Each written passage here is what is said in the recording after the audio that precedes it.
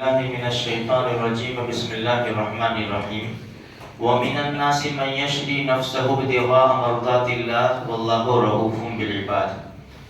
دیکھو بھائی، یہ ہمیں جو جد و جہد اور محنت اور کوشش کرائی جا رہی ہے، یہ اس وجہ سے کہ اللہ پاک ہم سے راضی ہو جائے۔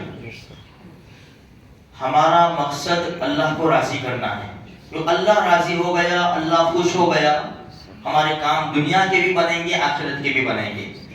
اس لیے اللہ کو راضی کرنے کے لیے جتنی قربانیاں دینی پڑے اتنی قربانیاں ہم دیں گے اور اللہ کو راضی کریں گے۔ اللہ کی ناراضگی دنیا کی بھی بربادی ہے، آخرت کی بھی بربادی ہے۔ اس لیے صحابہ کرام کی ایسی مقدس جماعت ہے کہ اللہ کو راضی کرنے کی ہر ممکن کوشش کی اور انہوں نے کر لیا۔ اللہ نے قرآن میں اعلان بھی کر دیا، رضی اللہ عنہم ورضوا عنہ، اللہ ان سے راضی اور وہ اللہ سے راضی۔ یہ جو آیت کریمہ میں نے آپ کے سامنے پڑھی سورہ بقرہ کی، وَمِنَ النَّاسِ مَن يَشْرِي نَفْسَهُ ابْتِغَاءَ مَرْضَاتِ اللَّهِ، لوگوں میں سے بعض وہ ہے کہ جو اپنی جان کو بیچ ڈالتے ہیں، اپنی جان کو بیچ ڈالتے ہیں اللہ کی رضا حاصل کرنے کے لیے، اللہ کو خوش کرنے کے لیے۔ یہ آیت علامہ قرطبی رحمۃ اللہ علیہ نے لکھا ہے اپنی تفسیر میں۔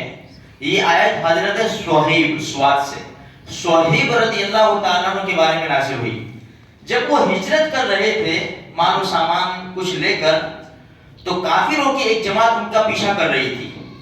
جب قریب پہنچے تو وہ ٹھہر گئے۔ صہیب رضی اللہ تعالیٰ عنہ سواری سے نیچے اتر آئے، ترکش اور تیر سنبھال لیے، سارے تیر نکال لیے اور کمان اپنے ہاتھ میں لے لی اور کہا کہ یاد رکھو، تم جانتے ہو کہ تیر چلانے میں تم سے زیادہ ماہر ہوں۔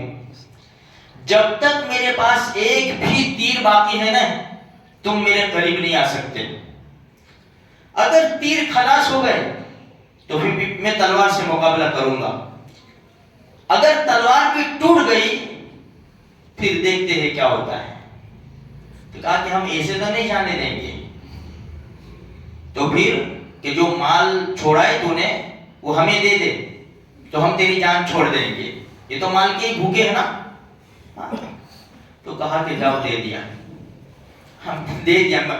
ایمان اگر بچتا ہے، یہ دنیا کے مال کو قربان کر کے تم اپنے ایمان کو کیوں نہ بچاؤ؟ مال تو کل آ جائے گا، لیکن ایمان پہ آنچ آ جائے، ایمان کے اوپر ٹھیس پہنچ جائے، ایمان زخمی ہو جائے، یہ تو بہت بڑا نقصان، اللہ ناراض۔ اس لیے میرے بھائیوں، ان باتوں سے سبق لینا ہے، ہر حال میں قربانی دینی ہے۔ وہ کام ہمیں نہیں کرنے، یہ ناچنا کودنا گانا پینا پلانا مسلمانوں کا کام تھوڑی ہے، اس سے اللہ ناراض ہوتے ہیں۔ ایسے لباس مسلمان جوانوں کے، لڑکوں کے، لڑکیوں کے پہچانے نہیں جاتے کہ یہ مسلم ہے کہ غیر مسلم ہے۔ ہماری رہنی کرنی، ہمارا کلچر یورپین کلچر ہو گیا سب۔ ہمارا معاشرہ دیکھو، ایک وقت تھا کہ مسلمان پہچانا جاتا تھا، کوئی مسافر مسلمان کے محلے میں چلا جاتا تھا، فوراً اسے پتا چل جاتا یہ مسلمانوں کا محلہ ہے۔ لیکن آج افسوس کی بات ہے، ہم بھی نہیں پہچانے جاتے، ہمارے محلے بھی نہیں۔ یہ تو اللہ کا احسان ہے کہ اللہ کے گھر ہے، مینار نظر آتے ہیں، اذان کی آوازیں آ رہی ہے تو غیروں کو پتا چلتا ہے کہ یہ مسلمانوں کی بستی ہے۔ تو میرے بھائیوں، قربانی ہم کو دینی پڑے گی۔ دیکھو، زبیر ابن عوام رضی اللہ تعالیٰ عنہ 8 سال کی عمر میں ایمان لائے، 18 سال کی عمر میں ہجرت فرمائی۔ ان کا چچا ان کو مارتا تھا، یہ چٹائی میں لپیٹ کر دھونی دیتا اور کہتا کہ کفر کی طرف لوٹا واپس۔ تو کہا کہ یہ تو کبھی بھی ممکن نہیں ہو سکتا، ناممکن بات ہے یہ کہ میں کفر کی طرف لوٹاؤں، تجھے جو چاہے کر، لیکن یہ تو ناممکن ہے کہ میں اسلام لانے کے بعد کفر کی طرف لوٹاؤں، اللہ کو ناراض کرو، یہ کبھی بھی نہیں ہو سکتا۔